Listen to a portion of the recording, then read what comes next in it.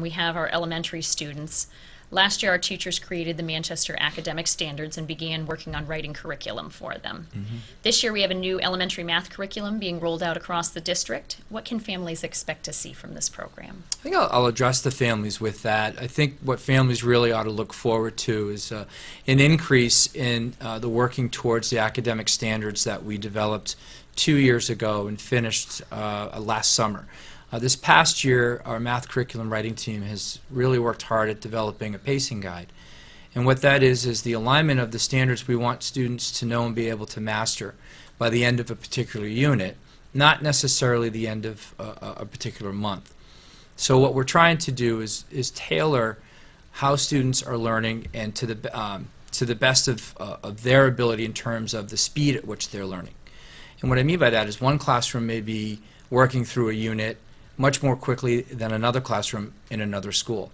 And we want the teachers and the students to really embrace this notion of they're going to be assessed when they're ready, not necessarily when the calendar tells them they're supposed to be assessed. So it's a different way of approaching our instruction. It takes some time for that change to happen.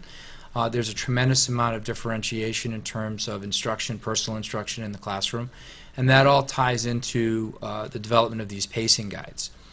In line with those pacing guides are units of study, and units of study are simply plans for how teachers are going to teach the standards. So we have 8 units that we're projecting. We currently have the first few units depending upon the grade level. Some grade levels have several units available. Other grade levels have the first 2 units, and they're already in teachers' hands.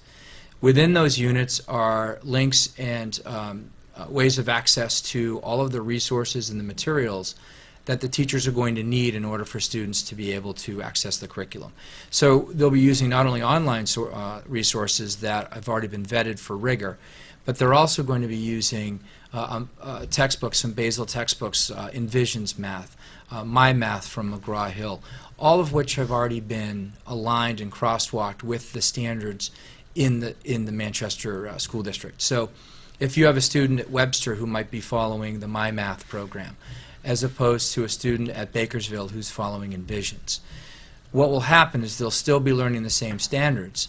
They're just not going to be flipping the book open starting at page 1 and then going on to page 2 and page 3. They're actually going to be going to the spots in the textbook where the standards are being taught. So each month our students will continue with their fact fluency and their computation assessments. We've seen tremendous gains in the students' ability to mathematically compute, and we've seen tremendous growth, particularly in grades 3, 4, and 5 in their fact fluency.